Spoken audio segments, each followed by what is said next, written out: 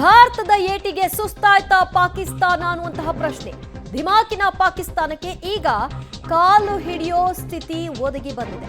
ವಿವಿಧ ದೇಶಗಳ ಕೈ ಕಾಲನ್ನ ಹಿಡಿದು ಅಂಗಲಾಚ್ತಾ ಇದೆಯಾ ಪಾಕಿಸ್ತಾನ. ಸಂಘರ್ಷಕ್ಕೆ ಅಂತ್ಯ ಹಾಡುವಂತೆ ಕೇಳಿಕೊಂಡಿದೆಯಂತೆ ಪಾಕಿಸ್ತಾನ. ಇನ್ನೇನು ಮಾಡ್ತಾರೆ? ಸೌದಿ ಅರೇಬಿಯಾ, ಕತಾರ್, ಚೀನಾದ ಜೊತೆ ನಿತ್ಯ ಸಭೆಗಳಲ್ಲಿ ತೊಡಗಿಕೊಂಡಿದ್ದಾಗಿ ಕೆಲ ಸಂಸದರುಗಳೇ ಮಾತನಾಡ್ಕೊಳ್ತಿದ್ದಾರೆ. ಈ ಬಗ್ಗೆ ಇನ್ನಷ್ಟು ಅಪ್ಡೇಟ್ಸ್ ಕೊಡ್ತಾರೆ ನಮ್ಮ ಪ್ರತಿನಿಧಿ ಪವಿತ್ರ. ಬಿಕಾರಿ ಪಾಕಿಸ್ತಾನಕ್ಕೆ ಇನ್ನೇನು ಆಯ್ಕೆ ಇಲ್ಲ. ಒಂದು ಆರ್ಥಿಕವಾಗಿಯೂ ಶಕ್ತಿ ಇಲ್ಲ, ಹಣಕಾಸಿನ ವಿಚಾರದಲ್ಲೂ ಬೇರೆ ದೇಶಗಳ ಹತ್ರ ಭಿಕ್ಷೆ ಬೇಡಬೇಕು. ಈಗ ಯುದ್ಧಕ್ಕೆ ನಾವು ಸಿದ್ಧರಿದ್ದೀವಿ ಅನ್ನೋರು ಹಿಂಬಾಗಲಲ್ಲಿ ಹೋಗ್ಬಿಟ್ಟು ನಮಗೆ ಹೆಲ್ಪ್ ಮಾಡಿ, ಇದನ್ನ ಇಲ್ಲಿಗೆ ಸ್ಟಾಪ್ ಮಾಡಿ ಅಂತ ಕೇಳುವಂತಹ ಪ್ರಮೇಯ ಯಾಕೆ ಬಂತು?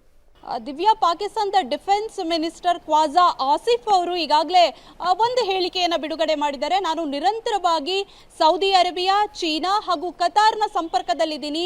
ಈ ಒಂದು ಸಂಘರ್ಷದನ್ನೇ ಭಾರತ ಏನು ಸಂಘರ್ಷವನ್ನ ಅವ್ರು ಹೇಳ್ತಾ ಇರುವಂಥದ್ದು, ಭಾರತ ಸಂಘರ್ಷವನ್ನ ಮುಂದುವರಿಸ್ತಾ ಇದೆ ಅನ್ನುವಂತಹ ಹೇಳಿಕೆಗಳನ್ನ ಕೊಡ್ತಾ ಇದ್ದಾರೆ. ಹಾಗಾಗಿ ಈ ಸಂಘರ್ಷಕ್ಕೆ ಅಂತ್ಯವನ್ನ ಹಾಡಿ ಅನ್ನುವಂಥದ್ದಾಗಿ ಕೈಕಾಲನ್ನ ಹಿಡಿಯುವಂತಹ ಮಟ್ಟಿಗೆ ಪಾಕಿಸ್ತಾನ ಬಂದಿದೆ.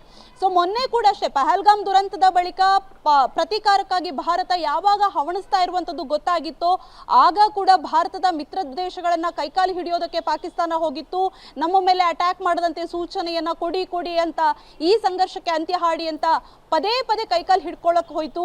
ಈಗ ಮತ್ತೆ ಭಾರತದ ದಾಳಿಗೆ ಪಾಕಿಸ್ತಾನದ ಬಹುತೇಕ ನಗರಗಳು ಪುಡಿ ಪುಡಿಯಾಗಿದ್ದಾವೆ. ಸೊ ಈಗ ಮತ್ತೆ ಬೇರೆ ಬೇರೆ ದೇಶಗಳಿಂದ ಸಹಾಯಕ್ಕಾಗಿ ಯಾಚನೆಯನ್ನ ಮಾಡ್ತಾ ಇದ್ದಾರೆ. ಒಂದು ಕಡೆಯಿಂದ ನೆರೆ ರಾಷ್ಟ್ರಗಳ ಬಳಿ ಸಾಲಕ್ಕಾಗಿ ಭಿಕ್ಷೆಯನ್ನ ಯಾಚನೆ ಮಾಡ್ತಾ ಇದ್ದಾರೆ.